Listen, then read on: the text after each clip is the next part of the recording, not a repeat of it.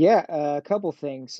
For new players specifically, most common mistakes that I see are like not not keeping up with placing as your opponent does, being like, I really like my hand, and then a veteran player just bets one and runs, and you're then all of a sudden fighting an uphill battle the rest of the game.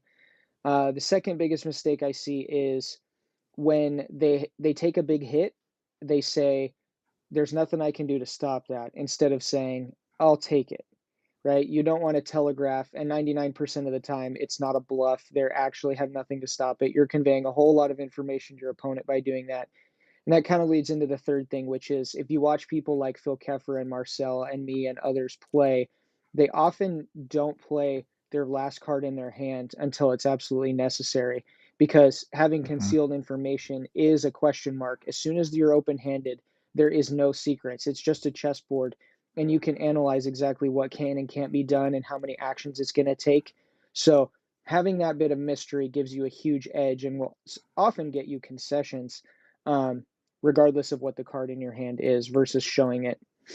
Um, as far as like I got to this point by, a little bit of luck, a little bit of trying. I try not to have a set in stone mentality. Like there's a lot of the older players who will be like, "Oh no, this is bad or this is good," and I try and just look at everything as like anything can be broken. Anything, B tier can beat S tier if it's piloted the right way or if you have some sort of sneaky trick. Um, so basically, my success is not necessarily because of me, but it's because of a lot of the training and things that I have viewed around me. So, my dad teaching me the basic fundamentals and how all the little rules interactions worked. And then as soon as I know how it works, then I can work on figuring out how to break it. Um, you with taking it seriously, being intentional, having surprises in your deck, being methodical, studying the game tapes, like that's huge. Hmm. uh, I learned from Sean Ballantyne and Phil Miller. You just play a billion games. Like there's no way to get better other than repetitions. So just sitting and jamming game after game after game, you'll come across weird situations that will not be a curveball in a tournament because you've faced it before, and you also learn your own play style, what you like, what beats you, how to overcome that. um, Phil Keffer, I learned from him like you take care of your mind and your body at every match, and then have that calm demeanor and where be the guy where nobody wants to face you. Because if all everything's lined up and firing on all cylinders, you could be a very very difficult opponent to beat.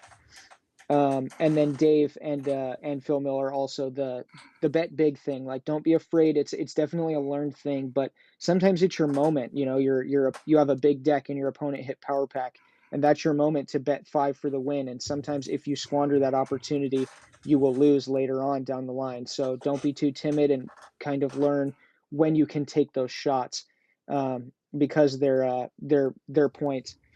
And then Joe Peters with his amazing confidence. We've talked so much about this at length. Um, Confidence, a little bit of mind games, and then creativity with deck building. Like he always brings something off the wall that's just crazy, and I've definitely learned a ton from him, both with deck creativity and as well as power pack battles. He is like a master at that. And once you've had a few hundred games with power pack battles under your belt, you know exactly what's what. You do not fear going up against a raw staff because it's irrelevant. Um, there's definitely little tricks and stuff to learn at that point in the game. It seems like it's very basic, but it's actually very nuanced. And then Thomas, he's like just the king at identifying S tier cards and strategies and going like slightly off meta, but still using the good stuff, and then piloting them to perfection. Like he's fantastic poker player and overpower player. I've learned a ton from him also. So take a little bit from here and there and figure out your own strategy and what works for you, and don't be afraid to break your train of thought and focus or try something else, because if you get into a one way of thinking, like all my decks have to be built with X amount of power cards, or all my characters need to have X amount of specials, or whatever your thing is, don't get sucked into it because you will be proven wrong, and being open minded is a huge advantage. Wow, that was, I mean, that was a podcast all on its own. That little last finale, there was some real like top tier zinger thoughts in there. I mean, I hope people just rewind that last little bit. I definitely am going to clip that and throw that up as a little short too, because there was a lot of good info there.